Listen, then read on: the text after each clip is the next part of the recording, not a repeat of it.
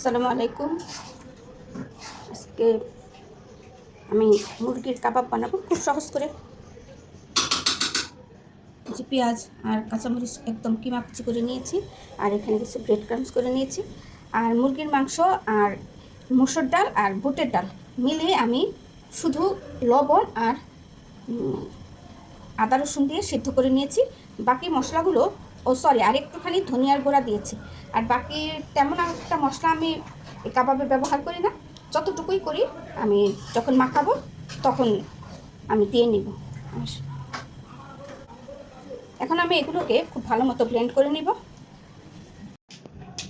আমার এগুলো ব্লেন্ড করা হয়ে গিয়েছে, স্মুথ করে আমি ব্লেন্ড করে নিয়েছি।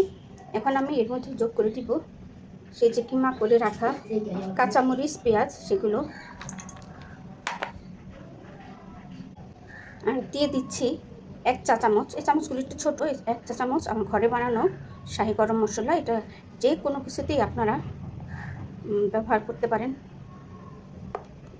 এর রেসিপি আমার ইউটিউব চ্যানেল যে নাহিদাস কিচেনে দেওয়া আছে, আপনারা ওইটা থেকে দেখে আসতে পারেন।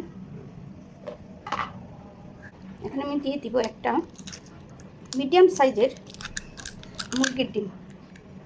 আপনাদের মানে পরিমাণ অনুযায়ী, ডালের পরিমাণ অনুযায়ী, মাংসের পরিমাণ অনুযায়ী আপনারা ডিম দিবেন। এতে একটু ডিমটা খুব বড় ছিল না, তাই আমি পুরোটাই দিয়ে দিলাম। এখন আমি খুব ভালো মতো এগুলোকে মেখে নিব।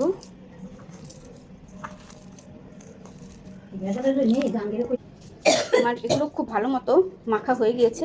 এখন আমি এর মধ্যে দিয়ে দিব ব্রেড ক্রাম্স। ব্রেড ক্রাম্স দিয়েও আমি খুব ভালো মতো মেখে নিব। এখানে আমি 2 টেবিল চামচের মতো পুদিনা পাতা কুচি করে দিয়েছি। কাবাব বানাবো আর পুদিনা পাতা দিব না, তা কি হয়? মেখে তারপর আপনাদের দেখা। এখন আমি এখানে দিয়ে দিব 1 চা চামচের মতো লেবুর রস। আপনাদের পছন্দ মতো মশলা যা দেওয়ার দিয়ে নেবেন। সবাই তো একরকম করে বানান না, মানে হয়তো আমার সাথেও আপনাদের কারো মিলবে না, অথবা মিলে যাবে। সবার তো একরকমেরই হয় না, আপনারা যার মতো মশলা দিয়ে নেবেন। আমি আবার কাবাবে মূলত কম মশলাই খাই। আমার ওই কালো কালার হয় যে, সেই কালারটা আসলে ভালো লাগে না বেশি মশলা দিলে। আমি কাবাবের শেপ দিয়ে তারপর আপনাদের দেখাচ্ছি কেমন হলো। আমার সবগুলো কাবাব বানানো হয়ে গিয়েছে। এখানে আমার মোট 30টা কাবাব হয়েছে। যেহেতু আমি একটুখানি ছোট করে করেছি, যদি আপনারা বড় করে করেন তাহলে হয়তো সংখ্যায় কম হবে। আমি কিছুটা ভাজবো আর কিছুটা আমি ডিপ করে রেখে দিব, পরবর্তী কখনো যখন দরকার হবে তখন ভেজে নেব। আমি একটি কড়াইতে তেল গরম দিয়েছি, তেলটা গরম হয়ে গেছে। অবশ্য আমি এর আগে 2টো কাবাব ভেজে নিয়েছি চেক করার জন্য যে ভেঙে যায় কিনা। এখন আমি একটা একটা করে কাবাবগুলো দিয়ে দিব। সাথে সাথে ছাড়তে যাবেন না, একটা ছাড়ার একটু পরে আপনারা কাবাবগুলো ছাড়বেন, তাহলে আর ভেঙে যাবে না। আর আমার এখানে আমি 3-4টা করে দিতে পারবো, যেহেতু কড়াইটা ছোট, তাই আমি 4টা করে দিচ্ছি।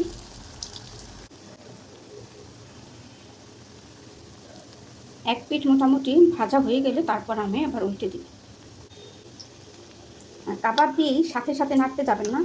তো আমি দিয়েছি, একটু সময় হয়েছে, তাই আমি এখন কাবাবগুলো উল্টে দিব।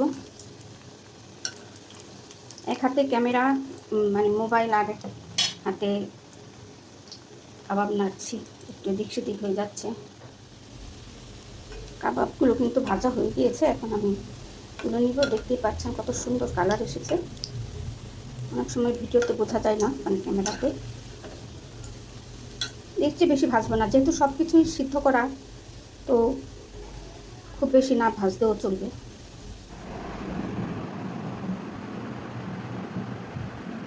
ক্যামেরায় কালারটা ভালো আসেনি, কিন্তু এমনিতে অসম্ভব সুন্দর একটা কালার এসেছে। আমি জাস্ট লেবু টুকরা দিয়ে 3টা টুকরা দিয়ে এটাকে পরিবেশন করেছি। কাবাব এমনিতেই সুন্দর, তেমন কিছু প্রয়োজনও হয় না।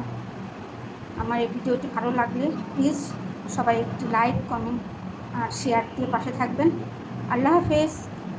আর যারা আমার ইউটিউব চ্যানেল থেকে দেখবেন, আমার ইউটিউব চ্যানেলে সাবস্ক্রাইব করে দিবেন এবং ফেসবুকে ফলো দিয়ে রাখবেন। আল্লাহ হাফেজ, আসসালামু আলাইকুম।